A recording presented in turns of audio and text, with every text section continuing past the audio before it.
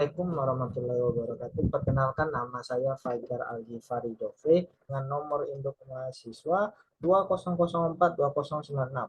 Kali ini saya akan mempresentasikan tugas akhir mata kuliah kebijakan publik mengenai formulasi kebijakan fenomena di Indonesia.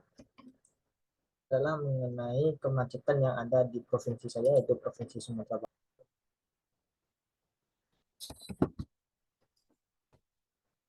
Baik, pertama-tama sekali kita masuk ke adopsi agenda kebijakan. Pertama itu pengertian dari apa itu kemacetan itu sendiri. Kemacetan adalah permasalahan yang akan terus dihadapi oleh semua kota di dunia, bahkan termasuk di Indonesia.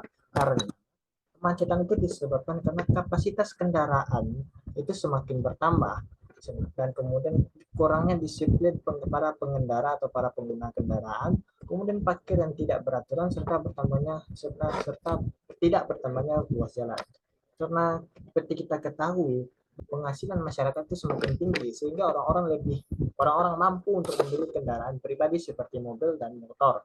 Kemudian karena banyaknya para pengendara membuat disiplin para pengendara itu semakin kurang, karena semakin banyak orang yang melanggar, sehingga orang-orang semakin banyak yang meniru, terkhususnya para pengguna motor. Kemudian parkir yang tidak beraturan, karena semakin sedikitnya lahan untuk parkir, sedangkan pertambahan kendaraan semakin bertambah, sehingga banyak sisi-sisi ruas jalan itu yang digunakan sebagai tempat parkir. Akibatnya, selain tidak bertambahnya ruas jalan itu semakin kurang karena digunakan sebagai lahan parkir. Sebab kemacetan yang ada di Sumatera Barat. Penyebab kemacetan di Indonesia adalah kurang efektifnya transportasi umum dalam melayani masyarakat, sehingga sebagian besar masyarakat lebih memilih menggunakan kendaraan pribadi untuk beraktivitas.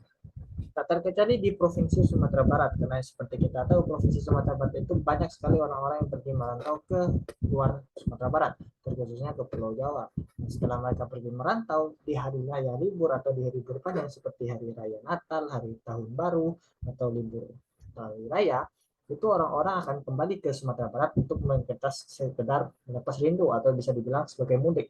Nah, fenomena mudik inilah yang menyebabkan kemacetan semakin bertambah parah di Sumatera Barat. Upaya dari pemerintah untuk mengurangi risiko kemacetan dengan meningkatkan infrastruktur penunjang transportasi umum, karena transportasi umum adalah salah satu bentuk pelayanan publik yang diberikan oleh pemerintah dalam mempermudah masyarakat dalam melakukan manuver dalam suatu wilayah, seperti misalnya pengoperasian kereta api. Karena upaya dari pemerintah untuk mengurangi risiko kemacetan dengan peningkatan transportasi infrastruktur penunjang transportasi umum adalah salah satu bentuk pelayanan publik yang diberikan oleh pemerintah dalam mempermudah masyarakat dalam melakukan manuver dalam suatu wilayah. Namun masalahnya di sini adalah pelayanan yang diberikan oleh transportasi umum serta efektivitas transportasi umum itu sangatlah rendah, sehingga orang-orang lebih memilih menggunakan kendaraan pribadi ketimbang transportasi umum, sehingga transportasi umum tidak efektifan transportasi umum ini memperparah penyebab kemacetan. Jadi kita lanjut ke formulasi kebijakannya mengenai meta masalah transportasi umum di Sumatera Barat. Yang pertama adalah masalah di mana kemacetan di Sumatera Barat ketika hari libur panjang disebabkan karena volume kendaraan yang pribadi yang sangat banyak. Karena orang-orang sudah pergi merantau dan sukses, itu mereka membeli kendaraan pribadi. Dan ketika mereka pulang ke Sumatera Barat, orang-orang yang membeli seperti itu banyak. Hingga akhirnya ya ruas jalan semakin sedikit, orang yang membeli kendaraan semakin banyak, sehingga kendaraan itu semakin banyak, dan akhirnya macet.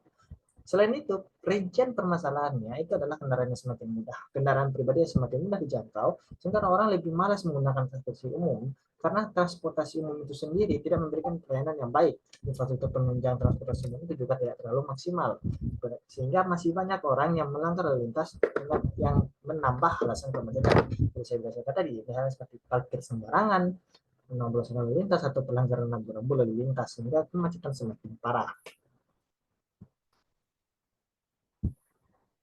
Kurangnya efektivitas transportasi umum dalam mengatasi kemacetan, sehingga kendaraan umum itu semakin tidak efektif, sehingga permasalahan utamanya adalah bagaimana cara peningkatan kualitas transportasi umum di Sumatera Barat dalam mengatasi kemacetan.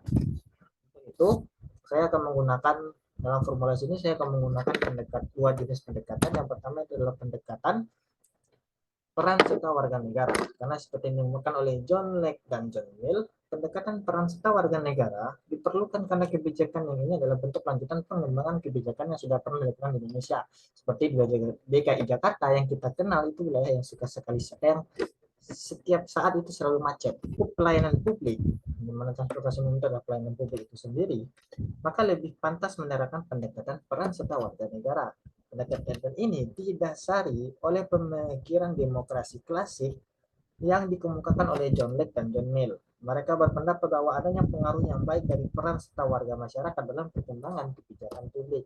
Dengan adanya keterlibatan masyarakat dalam memecahkan permasalahan publik, maka masyarakat akan memahami dan memiliki tanggung jawab terhadap kehidupan mereka.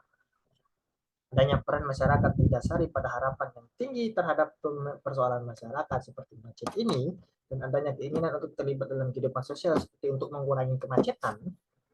Berdasarkan hal tersebut, maka dibutuhkan masyarakat yang memiliki kepribadian yang sesuai dengan nilai dan fungsi demokrasi. Sebabnya kenapa di metode pengambilan keputusan itu dalam menggunakan metode pengambilan keputusan demokrasi, karena mencakup kepentingan publik secara jangka panjang. Maka model pengambilan keputusan ini menggunakan model demokratis.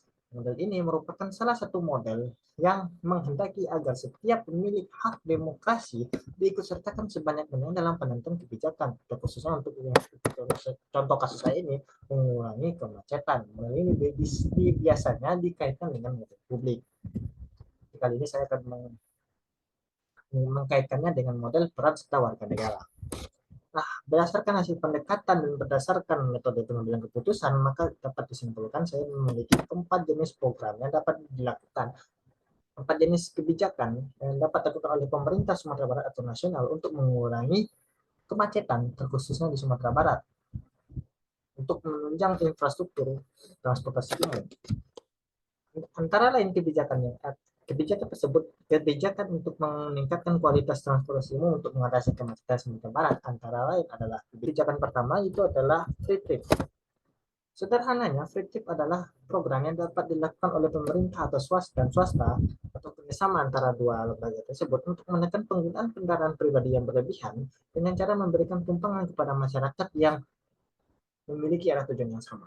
Sederhananya begini, ketika seorang memiliki arah tujuan yang sama, dia dapat memberikan tumpangan kepada orang yang memiliki tujuan arah yang sama. Karena seperti kita tahu, satu ruas jalan itu mungkin dapat menampung 2 atau 4 mobil. Namun dalam satu ruas jalan dengan panjang 1 atau 5 meter, itu hanya berisi sekitar kurang lebih, jika kendaraan pribadi ya, itu hanya berisi sekitar kurang lebih 10 atau 12 orang. Tapi dengan ruas jalan yang sama, namun hanya dengan satu kendaraan transportasi umum seperti misalnya bus atau angkot, itu dapat menampung lebih dari 12 orang. Misalnya bus itu dapat menampung hingga 20 atau 30 orang, sedangkan angkot itu bisa menampung hingga 12 orang. Dengan begitu lebih efektif rasanya menggunakan transportasi umum. Namun karena orang-orang lebih memilih menggunakan kendaraan pribadi, maka sebaiknya menggunakan free trip ini dengan memberikan tumpangan gratis kepada orang yang memiliki satu arah yang sama. Berikutnya kebijakan selanjutnya itu adalah kebijakan ganjil genap. Bagi warga Jakarta atau Jabodetabek khususnya itu mungkin sudah mengenal program ini, di mana sederhananya kebijakan ini adalah bahwa kendaraan yang memiliki nomor plat ganjil hanya boleh beroperasi atau boleh beraktivitas di jalan raya itu ketika tanggal ganjil. Begitupun dengan mobil nomor genap hanya boleh beraktivitas di jalan raya ketika tanggal genap. Sehingga dengan begini maksimalnya penggunaan kendaraan itu bisa berkurang hingga 50%. Berikutnya program selanjutnya adalah subsidi ongkos. Sebagian besar keluhan masyarakat dalam menggunakan transportasi umum itu adalah keluhan harga atau tarif tiket yang diberikan, sehingga orang-orang lebih memilih menggunakan kendaraan pribadi. Untuk itu, pemerintah atau penyedia layanan transportasi umum itu harus memberikan sedikit sekurang-kurangnya subsidi agar masyarakat mampu membeli tiket, sehingga ongkosnya menjadi lebih murah. Berikutnya program terakhir itu adalah PINTU. Sederhananya PINTU adalah singkatan dari program pembangunan infrastruktur transportasi umum untuk ini kebijakan yang memfokuskan pembangunan hanya untuk peningkatan infrastruktur penunjang transportasi umum agar lebih efektif. Misalnya penambahan kereta api atau stasiun untuk transportasi kereta api, atau penambahan terminal atau ruas jalan untuk transportasi bus, angkot, travel, dan lain sebagainya, atau peningkatan bandara untuk pesawat dan peningkatan dermaga untuk para kapal-kapal. Baik, sekian presentasi saya mengenai formulasi kebijakan yang mengenai transportasi umum untuk mencegah kemacetan. Apabila ada salah kata, saya mohon maaf yang sebesar-besarnya. Assalamualaikum warahmatullahi wabarakatuh.